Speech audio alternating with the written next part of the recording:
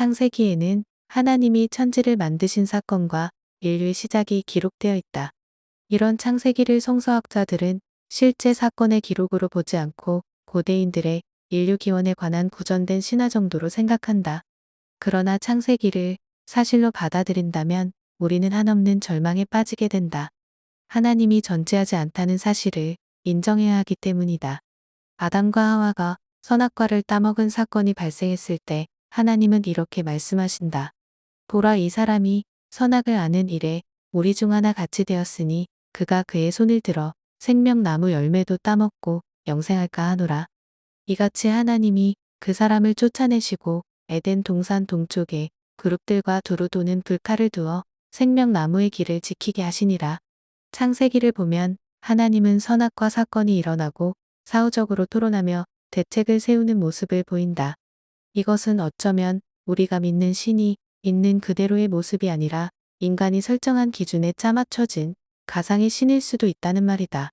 전지전능한 신이 자신의 창조물이 어떻게 행동할지를 예상하지 못했다는 것은 이미 존재하지 않다는 것을 말하는 것이기 때문이다. 그러나 이러한 문제들을 신학자들은 인간의 눈높이에 맞게 신을 계시함으로써 인간이 이해할 수 있도록 한 것이라 말하기도 한다. 그러나 그런 말은 쓸데없다. 한국인이 한글로 자신이 보고 들은 바를 기록하는 것은 당연하다. 인간이 인간의 이성과 상식으로 이해할 수 있는 수준에서 성경을 기록했다는 것은 당연한 것이다. 굳이 하나님이 스스로를 낮추셔서 인간들이 이해할 수 있도록 보이셨다는 말은 하나마나 한 말이다. 그렇게 하지 않아도 결국은 그렇게 될 것이기 때문이다. 정말 그 말이 맞다면 성경에 나온 이해할 수 없는 사건들과 교리들, 삼위일체나 예수님의 신인동일설 같은 많은 신학적 난제들은 왜 인간의 눈높이에 맞추지 않았을까 되묻게 된다. 그럼 우리는 창세기에 나타난 불완전한 모습, 존재하지 않은 신과 전능한 하나님의 이런 모순적 상황을 어떻게 이해할 수 있을까? 우리는 전지전능하신 하나님의 속성에서 존재하다는 개념을 지워야 한다. 신이 존재하다는 것과 신이 전능하다는 개념은 서로 충돌하기 때문이다. 여기 두 나라가 있다. 한 나라는 핵을 만들 수 있는 모든 지식을 가지고 있고 다른 나라는 핵무기를 만들 수 있는 시설과 장비와 원료와 자금을 가지고 있다. 사람들은 이 두 나라가 힘을 모아야 핵무기를 만들 수 있다고 생각한다. 그러나 그 생각은 틀렸다. 두 번째 나라에는 핵무기를 만들 수 있는 모든 시설과 장비가 있다. 핵무기를 만들 수 있는 지식 없이 어떻게 이 나라에 시설과 장비가 있을 수 있겠는가? 두 번째 나라에는 이미 첫 번째 나라가 가진 핵무기에 관한 모든 지식을 가지고 있다는 사실을 간과하고 있다. 이렇게 하나님이 존재하기 때문에 전능할 수 있다는 생각은 어설픈 추론이다. 모든 것을 할 수 있다는 전능함에는 이미 존재함이 전제되어 있는 것이다. 내가 초콜릿을 만들 수 있는데 초콜릿을 모른다는 것이 말이 되는가? 우리는 이것을 주종의 오류라고 말한다.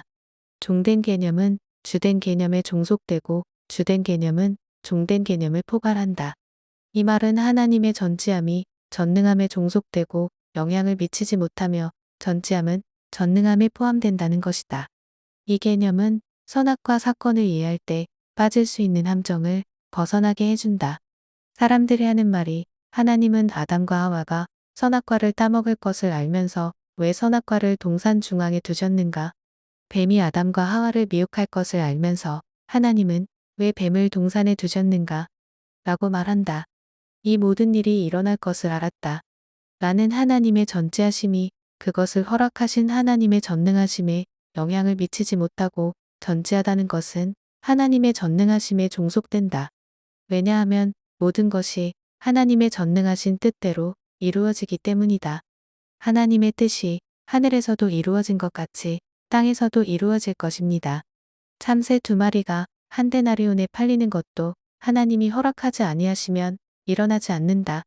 이것이 바로 신의 존재함은 신의 전능함에 영향을 미치지 않고 신의 전능함에 종속된다는 의미이다. 그러나 이런 설명은 선악과 사건의 모순적인 상황을 직접적으로 설명해 주지는 않는다. 단지 모순적이지 않다는 정도의 설명이 가능할 뿐이다.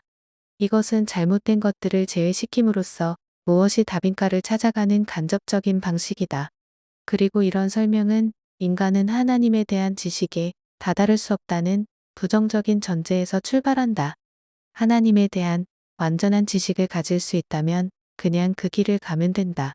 그러나 인간은 그 길을 알지 못하기 때문에 이것은 아니다, 저것은 아니다 라는 방식으로 하나씩 제거해 나감으로써 남은 것들에서 진실을 찾는 것이다.